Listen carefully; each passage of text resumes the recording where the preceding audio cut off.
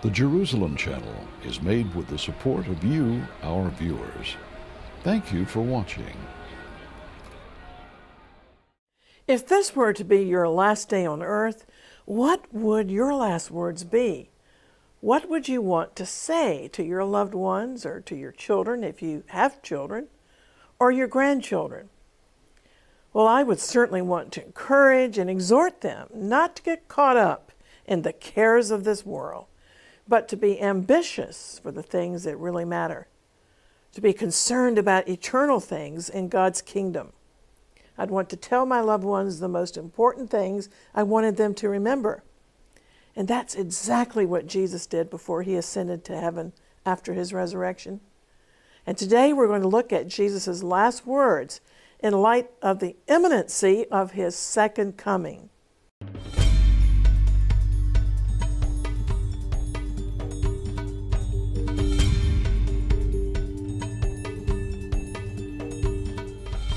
Shalom, I'm Christine Darg.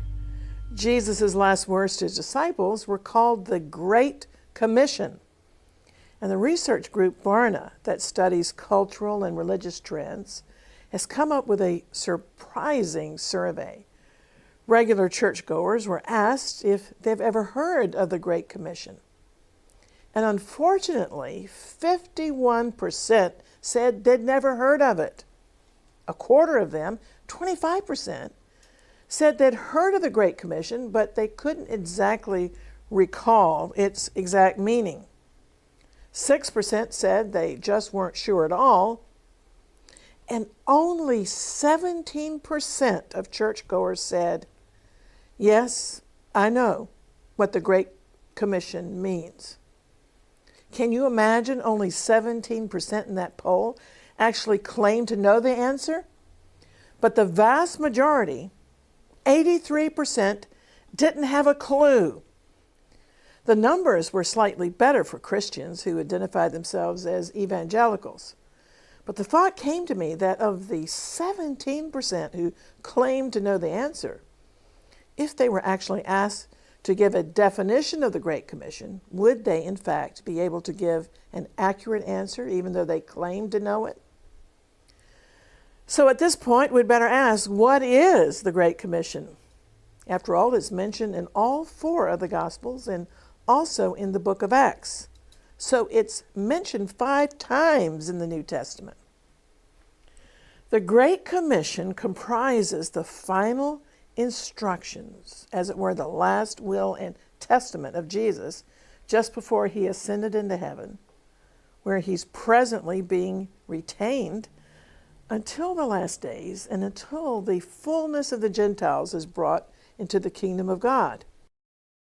And then, only when the last Gentile is saved, the gospel baton will be handed back to the Jewish people, and Jesus will return to rule planet Earth for 1,000 years. As I said, the Great Commission is recorded in all the Gospels and in the book of Acts, but each time with a different emphasis. But perhaps the best known version is found in Matthew chapter 28, so I'll read that one. Then Jesus came to them, to the disciples, and said, all authority in heaven and upon earth has been given to me.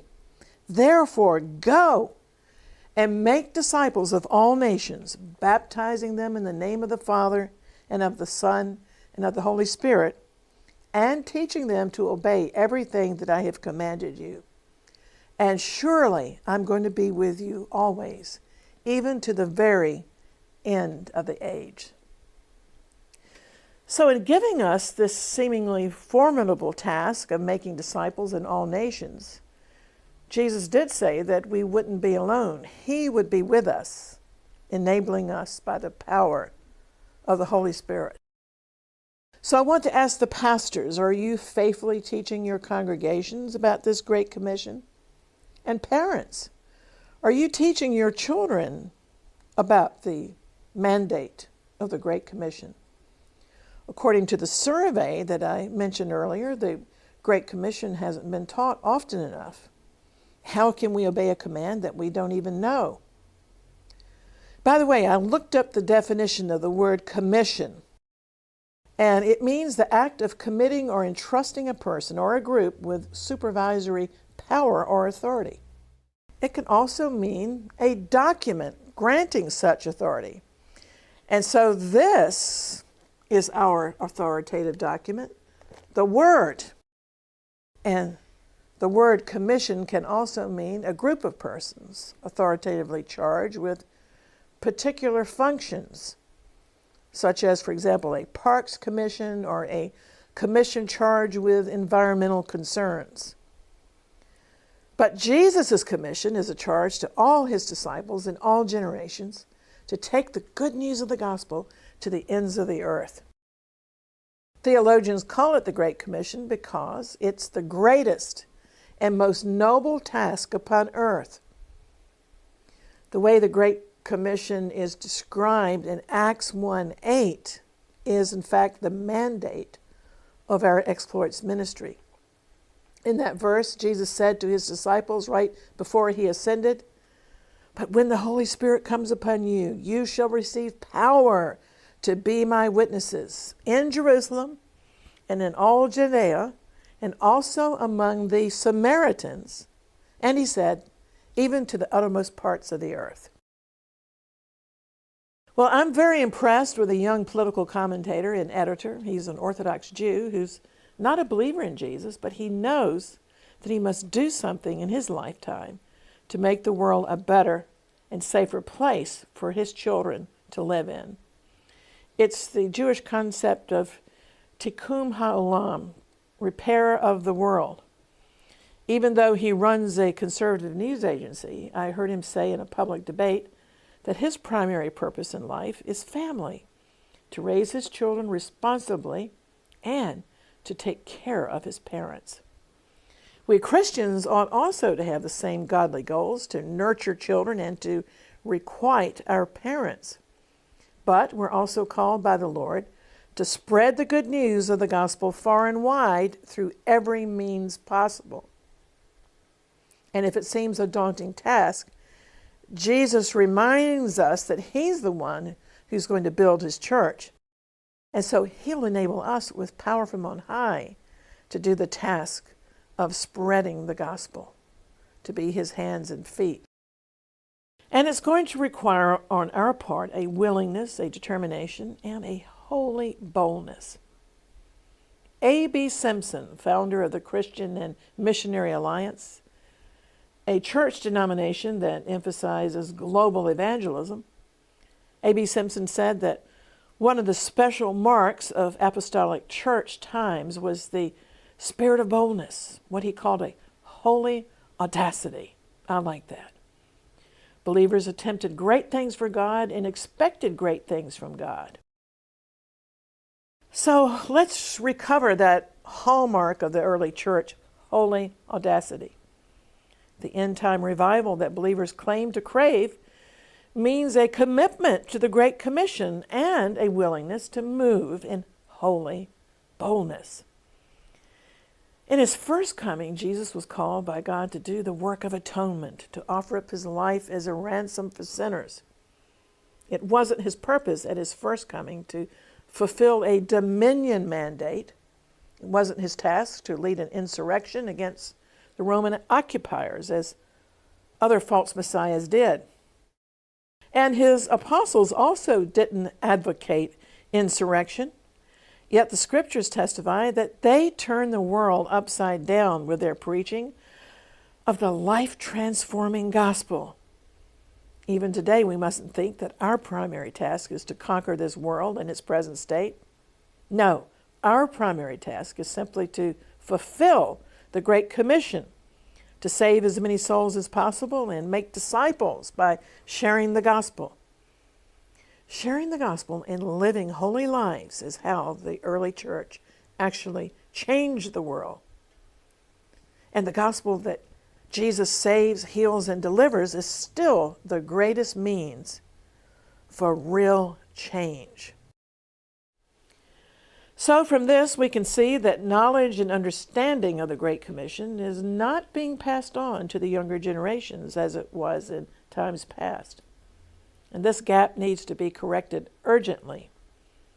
We want to encourage you to do your part in making the final words of the Messiah clearly known and obeyed.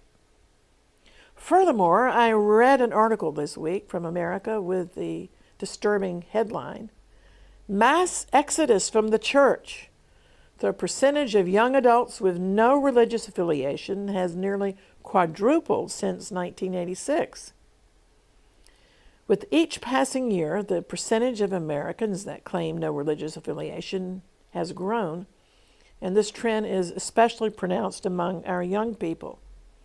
Today, nearly 4 in 10 young adults between the ages of 18 to 29 are religiously unaffiliated. That's 3 times the unaffiliated rate among seniors aged 65 and older. For example, in 1986, only 10% of young adults claimed no religious affiliation. But now, 39% claim no religious affiliation. And with each passing year, the percentage of Americans that claim no religious affiliation is growing. And this trend is especially pronounced among our young people. If trends continue to steadily move in this direction, this will have enormous implications for the future of our society. Already we're seeing a tremendous breakdown in decorum and civility due to people having no guiding principles of behavior. We have to remember that the United States was founded by people who were extremely committed to their faith. But now Western nations are rapidly becoming countries where many people are choosing no religion at all. So we're living at a time when there's a mass exodus from churches. And while it's true that some minority faiths are growing, the reality of the matter is that most of the people that are leaving churches are remaining unchurched. So what's happened to the holy audacity that's missing in so many of our churches? What's happened to the holy anxiety that we must redeem the time for God? Instead, many of us seem to be caught up in the cares of this world and the excitement and intrigue of rediscovering our Hebrew roots. We have to stay in balance and remember the urgency of the Great Commission rather than engaging in theological hair-splitting. My husband and I will never forget a TV interview with one of our mentors, evangelist Reinhard Bonnke, when he was being interviewed on a popular Christian talk show. The host turned to Reinhard and asked him to answer a tough theological question about some issue that was no doubt fascinating, but wasn't necessarily able to help a person obtain a saving knowledge of the Lord. Well, Reinhard's answer was brilliant. He said, when the last soul who could possibly be saved is saved, then and only then can we have the luxury to sit around and split theological hairs. So this brings me to the topic of some of your questions. This week, Mark wrote to me to say that recently he had received the revelation about Shabbat. He began desiring to participate in Shabbat every week. So he approached his boss and asked for Saturdays off along with Sundays. He managed to convince them to honor his new schedule. However, he wrote me that as he began to study Shabbat more, he heard that the Sabbath actually starts on Friday evening instead of Saturday morning. So he asked for more understanding. Mark wrote that he'd be a bit bummed out if Shabbat actually starts while he's still working on Friday nights. My question, he said, is what time does Shabbat really start every week, and how did Jesus and the apostles celebrate Shabbat? Well, Mark, first of all, I want to say that God is always way ahead of us. Non-Jews might think the Sabbath begins on Saturday morning, but in fact, in the Hebrew way of calculating things, a day begins at sundown. So Friday evening is when the Sabbath begins. That's why the Friday evening meal to welcome the Sabbath is so important in Judaism. My advice to you is not to get rigid concerning these matters. If you can get Friday night off, well and good. For example, I do enjoy winding down on Friday evenings and welcoming a Sabbath evening, relaxing meal. We try to relax on Saturdays, but we're not legalistic about travel and activities. It was the custom of Jesus, of course, always to go to synagogue on the Sabbath. But I have no problem with Sunday worship because Sunday is called the Lord's Day now by virtue of the Lord's resurrection on the first day of the week. So Sunday is when the apostles got together to break bread after resting on the Sabbath. What we always must keep in mind is that our gospel liberty sets us free in Messiah from legalistic Sabbath keeping. We can enjoy the Sabbath and we can also enjoy the Lord's Day.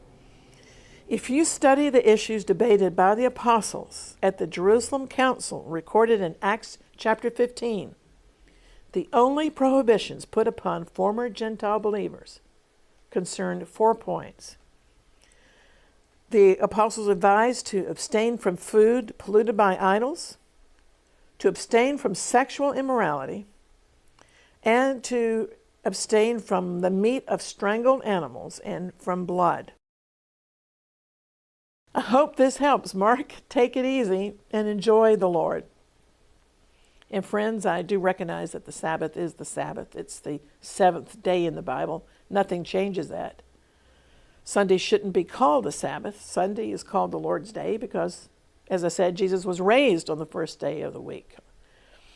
I can rest on Saturday and worship the Lord on a Sunday or on any day of the week. But most of all, please remember this verse. In Colossians 2:16, the Apostle Paul very wisely wrote this sensible advice. He said, don't allow anyone to judge you by what you eat or drink or with regard to a religious festival or a Sabbath day. Now then, as the people of the book, Jews and Christians, grow closer to one another, and as we're rediscovering our Hebrew roots, the question comes up all the time. Must evangelical Christians keep the law? Jesus himself gave us the highest standard when he said, be ye perfect, even as my Father in heaven is perfect. And he also said, unless your righteousness exceeds that of the most religious people of his day, the scribes and the Pharisees, you're not going to make the kingdom of God. But Jesus also castigated the religious leaders for substituting the traditions of men for the commandments of God. Even his Sermon on the Mount is impossible to keep in our own strength. One theologian put it like this: the purpose of the Sermon on the Mount is the same as the purpose of the sermon at Mount Sinai, where the law was given. It's to show that you can't make it on your own or by your own righteousness. You need a Savior. You have to be born again. It's impossible for an unregenerate person to keep God's law. We've got to have a new nature. Let me explain it this way. If a zookeeper put a lion in a cage with a lamb, what do you think will happen? Of course, the lion will devour the lamb. We can't demand millennial truth from a lion. He just won't cooperate. He needs a new nature. And that's why Jesus said a person can't enter the kingdom of God unless he's born again. Our spirits have to be regenerated. And that's the good news of the gospel. When we receive the Savior, we receive the Holy Spirit. He gives us new life. He gives us a new heart, and he writes the law of God on our hearts. As we draw nearer to the time of the second coming of Jesus, it seems that the church should have a better understanding of the Hebraic roots and why the Jewish state has reappeared in time and history, and that God is preparing the nation of Israel for the return of Jesus. But instead of a better understanding of the times, unfortunately, we see an increase of unchurched people, and in the churches, the menace of replacement theology, that troublesome era which says that God is finished with the Jewish people and now he's only working exclusively with the church. I have so many comments and questions about replacement theology, and it foolishly boasts that God no longer has a special role for Israel as a nation, that the church has replaced Israel as God's covenant people. But that theological error is the sin of pride. And the Apostle Paul specifically warns us against boasting against Israel in Romans chapter 11. Replacement theology is unacceptable because it makes God out to be a liar and a covenant breaker. To accuse the Almighty of breaking covenant with his ancient people casts doubt upon his faithfulness. Yet the scriptures declare, "Great is thy faithfulness, O Lord." God promised in the Bible that in the last days he would return the Jewish people to the land of Israel, and that he, God, would move heaven and earth to accomplish it. So Israel's miraculous rebirth as a nation in 1948 was the literal fulfillment of many Old Testament prophecies. It's a major sign that God is still the God of Israel, and that he's certainly not finished with the Jewish state. Israel is still very much in God's heart and plans, and to believe otherwise flies in the face of fulfilled prophecy and shows a hardness of heart among many so-called believers that's frankly shocking. Along these lines, many questions and comments posted at the end of my broadcasts concern the ongoing tragic confusion over who is Israel. So much confusion could be cleared up if people would follow the rule and simple advice of the former Liverpool Anglican Bishop J.C. Ryle. It's so sensible. Bishop Ryle said that in reading the Psalms and the prophets, settle in your mind that Israel means Israel, Zion means Zion, Jerusalem means Jerusalem. And whatever edification you want to take for yourself or derive from applying to your own soul or the church the words which God addresses specifically to his ancient people, never lose sight of the primary sense of the text. Amen. That's such good advice. All uses of the word Israel in the New Testament refer to Israel and not to the church. The apostles didn't use Israel as a synonym for the church. The terms we've heard incessantly, the new Israel or spiritual Israel, are never mentioned in the Bible. While Israel may be used as a type of the church, and we can certainly learn from the patriarchs' experiences in the Hebrew scriptures, nevertheless, the church is never referred to as Israel. In fact, the distinctions are very clear in the New Testament. For example, 1 Corinthians 10:32 is one of those verses that brings a lot of clarity. Paul wrote about 3 different groups. In that verse he said, give no offense either, first of all he mentioned to the Jews, give no offense to the Jews. Secondly, he said, give no offense to the Greeks, meaning the Gentiles. And thirdly, give no offense to the church of God. So here Paul distinguishes 3 groups of people. The church is something different from Israel or the Gentiles. The church is made up of both Gentiles and Jews, Jews and Gentiles. Israel is a nation whose membership is defined by natural descent, whereas membership in the church is defined by a person's faith in the Messiah, whether he or she happens to be from a Jewish background or from out of the nations. In the New Testament, the church is called a new man, a new creation in Messiah. So please understand that the church is something relatively new. It's existed for only about 2,000 years, whereas Israel has existed for much longer. Israel came into existence at the time of the Exodus, but the church was newly born on the day of Pentecost around the year AD 33. So the church is a new entity. It's a new body of believers. It's not a continuation of Israel. Well, another question that I frequently receive is why Christians feel the need to support Jewish causes when there are so many urgent needs among Christian believers. I don't believe this question stems so much from blatant anti-Semitism as it stems from a lack of faith and a lack of knowledge concerning God's eternal purposes and His limitless resources. When it comes to ministry finances, it's very important that the Lord never hears us moaning and complaining as to why other people receive or why other people give towards certain projects. If we complain, we could be coveting finances and showing unbelief. Giving should always be Spirit-led anyway, and we have to requite the elders in the faith because the Jews gave us everything. And the Apostle Paul tells us that we are to return our material possessions to them because they gave us so many spiritual things. They gave us the New Testament, they gave us the Messiah, and so forth.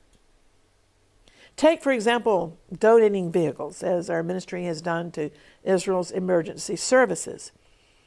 Do we not owe a debt of gratitude to these Jewish patriarchs in the faith? Do we not need to be guardians of them when there's so much anti-Semitism in the world? I've trained myself long ago to believe that God is big enough to take care of every ministry who waits upon God for finances. I've trained myself to believe that God is bigger than all the needs of all the believers combined around the world. I've had to train myself incessantly never to look to human beings for help. While it's quite legitimate biblically from time to time to let our needs be made known, sometimes Paul did, sometimes he didn't, nevertheless, ultimately, the Holy Spirit wants us to look to God alone as our source. And having God as our source is very liberating. Then we're not tempted to covet other people's resources. Well, I want you to feel free to contact me on the social media with your questions and comments, or you can also contact me through our website at exploits.tv. And at our website, you have the opportunity to sign up to receive our weekly updates and our free color magazine Exploits, based upon Daniel 11:32, which proclaims that the people who know their God will be strong, not weak, and we're going to carry out exploits. That holy audacity I was speaking about. And remember, the most important thing I've said today is that Jesus is returning soon. All the signs declare it. So what should we be doing in the meantime? We should be sharing the gospel, fulfilling the Great Commission. A reminder also that our new Jerusalem Channel app enables you to watch all of our videos at any time, to order from our bookshop, and to read the entire Bible on our app. You can download the app to your mobile phone or a tablet free of charge. And so until next time, always contending for the faith and praying earnestly for the peace of Jerusalem, I'm Christine Darg. Shalom and Maranatha.